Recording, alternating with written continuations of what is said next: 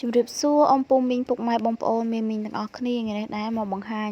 បន្លែស្រស់ធម្មជាតិដែលបេះបានខ្លួនឯងដោយមិនចាំបាច់ចំណាយ100រៀលសម្រាប់ទិញទេបងប្អូន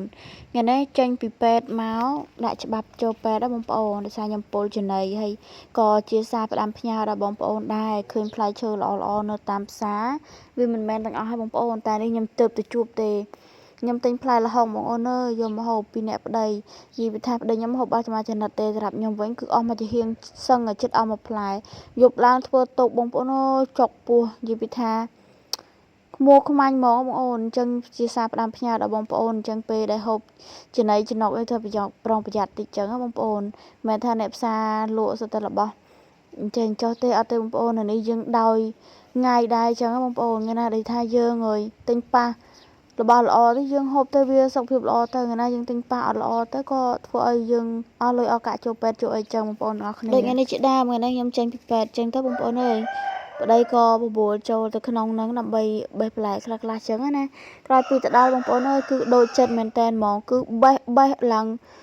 ថាខ្វះកមែនតែនហ្មងបងអូនខ្ញុំនិយាយមែនអ្នកដែលធ្លាប់ដើរបេះបន្លែលក់បេះអីលក់ហើយឬក៏ដើរបេះបន្លែប្លុកតាមព្រៃតាមស្រែសម្រាប់ដោះមកពេលឲ្យរួចបងប្អូនបានយកអារម្មណ៍បន្លែប្លុកគឺមានច្រើនមែនអធិស្ឋានផងបងប្អូនដោយសារខ្ញុំបញ្ចូលសលេងឲ្យទៅលឺសលេងខ្ញុំគឺមិនដឹងតែល្ងាចឆ្លងដើមដឹងមិនមន់ហ្នឹងបងប្អូនអញ្ចឹងបន្លែប្លុកយើងមានច្រើនប្រភេទមែនតែនហ្មងមានតកួនមានម្រះព្រៅពីថាលឹកម្រះព្រៅផងបងប្អូនអូយឡើងប៉ុណ្ណាណៃមានម្រះព្រៅមានលឹកបាសយីរុំលឹកបាសនេះខ្ញុំប្តីខ្ញុំឃើញក៏បេះទៅតែនៅផ្ទះមិនខ្វះទេបងប្អូនអើយច្រើនមែនតែនយីរុំមានច្រើនផ្លែ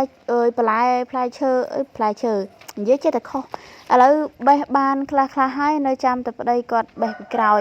អត់ចង់មកទេបងប្អូនអើយបេះហើយដកដើមមកទៀតឲ្យខ្ញុំយកទៅដាំហ្នឹងហើយក្រោយពីបេះហើយយកទៅដាក់ដាំហើយស្លក៏ស្លមិនអស់ដែរមានទៅធ្វើមិនទេបេះហើយក៏ហៅប្អូនមកយកខ្លះទៅ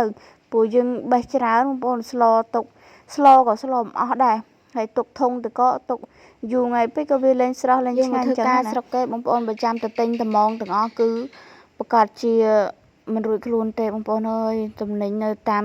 ស្រុកផ្សារនេះគឺថ្លៃណាស់ហើយបើសិនជាយើងអាចបេះបោចតាមស្រែតាមភ្លឺអីបានគឺយើងបេះបោចទៅបងប្អូនហើយកន្លែងនេះគឺកន្លែងខ្ញុំធ្វើការចាស់បងប្អូនដោយសារយើងដាច់អាណត្តិអញ្ចឹងយើងត្រូវទៅនៅកន្លែងខ្លួនឯងវិញអញ្ចឹងហើយកន្លែងចាស់នេះគឺយើងបកគលដីឲ្យម្ចាស់គេវិញអញ្ចឹងបងប្អូនវិញមកដល់ផ្ទះប្តីរៀបបន្លែរៀបអីទុកម្ដុំខ្ញុំអត់ទេបងប្អូនអើយកាន់ចប់កាន់អីទៅបេះ